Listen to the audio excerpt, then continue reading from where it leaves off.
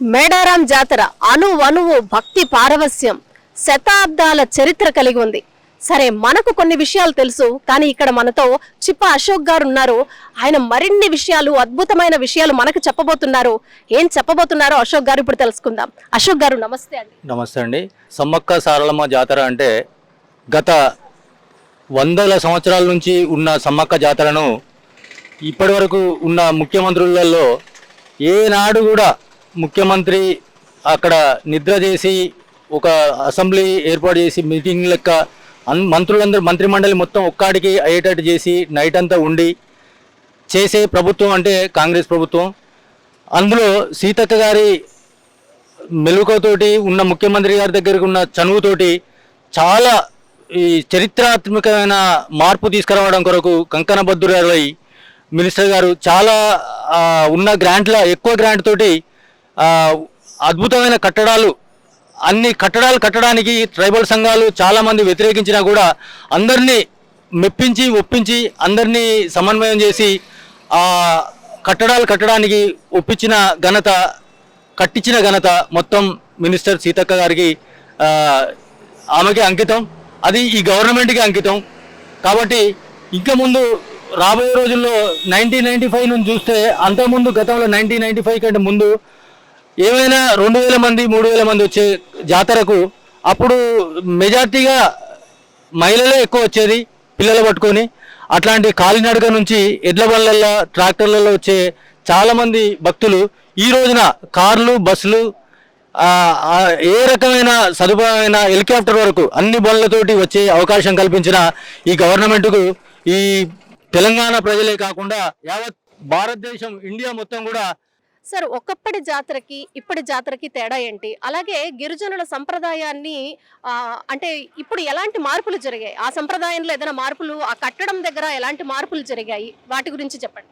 కట్టడం దగ్గర మార్పులు అంటే గిరిజన సంఘాలు మా సంస్కృతి మాకున్న పురాతన కాలం ఉన్న గద్దెలు అవే ఉండాలని కోరుకునే గిరిజన సంఘాలందరినీ మినిస్టర్ గారు కావాలని అదే సంఘానికి సంబంధించిన ట్రైబల్ బిడ్డగా ఆమె అందరినీ కూడా మెప్పించి ఒప్పించి ఈ సంస్కృతి అనేది మన సంస్కృతి ఎక్కడికి పోదు, మన సంస్కృతిని ఇంకా పెంచడం కొరకే నేను చేస్తున్నా అని వాళ్ళందరినీ సమన్వయపరిచి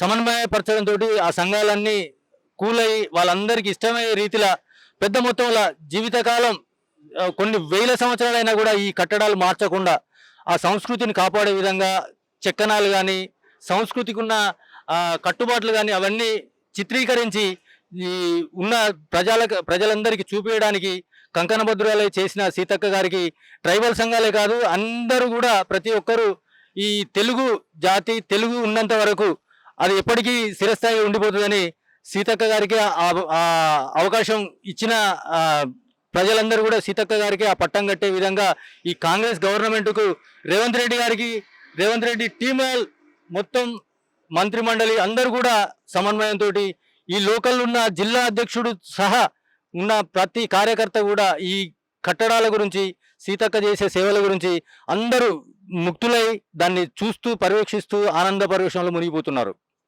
మేడారం జాతర అంటే జన సందోహం, అలాగే ఏళ్ల చరిత్ర, శతాబ్దాల చరిత్ర కలిగి ఉంది. అసలు ఎలా స్టార్ట్ అయింది ఈ పండుగ కానివ్వండి, అసలు ఆ చరిత్ర గురించి కొంచెం చెప్పండి.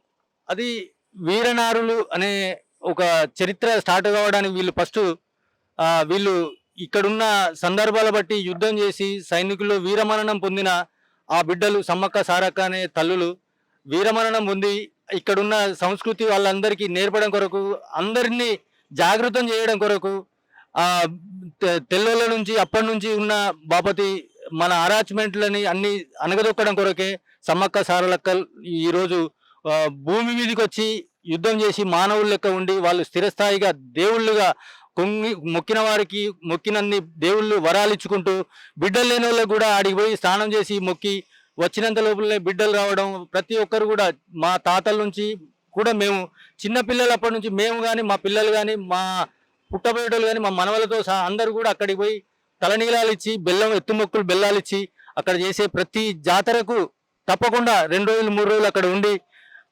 మందు తాగుడు తినుడు అదే సంస్కృతిగా ఈ మేడారం సమ్మక్క జాతరకు అందరూ ప్రతి భక్తుడు కూడా ఆ అలవాట్లు ఉన్నా లేకపోయినా అక్కడికి వస్తే ఆ సాంప్రదాయాన్ని పాటిస్తూ ఉన్న మొత్తం కూడా యావత్ ప్రపంచానికి చూపించే విధంగా ఈ రోజున లక్షలలో వచ్చే ఇప్పుడు వేలల నుంచి లక్షలలోకి వెళ్ళి కోటి మంది వస్తారు అనే దానికి సిద్ధంగా ఉంది జాతర. అంతమంది వచ్చినా కూడా భక్తులకు ఎలాంటి అంతరాయం లేకుండా చాలా పకడ్బందీగా క్యూ లైన్లు కానీ ప్రతిదీ కూడా ఏర్పాట్లు చేసి ఆర్టీసీ వాళ్ళకు కూడా సమన్వయం చేసి ఆర్టీసీ కూడా చాలా ఈరోజు ప్రైవేట్ వాహనాల కంటే ఆర్టీసీలో పోవడం చాలా ఉత్తమంగా ఉంది. ఎక్కడైనా కూడా అంతకుముందు గతంలో యాక్సిడెంట్లు జరిగేది బైకులలో పోయిన వాళ్ళకి కానీ కార్లలో పోయిన వాళ్ళు కానీ అట్లాంటివి లేకుండా ఈ రోజు గవర్నమెంట్ ఎక్కువ బస్సులు వేసి ప్రయాణికులందరినీ సురక్షితంగా పోయి సురక్షితంగా రావాలి. దగ్గరికి వెళ్తున్నాయి గద్దెల కాడికి బస్సులు కూడా.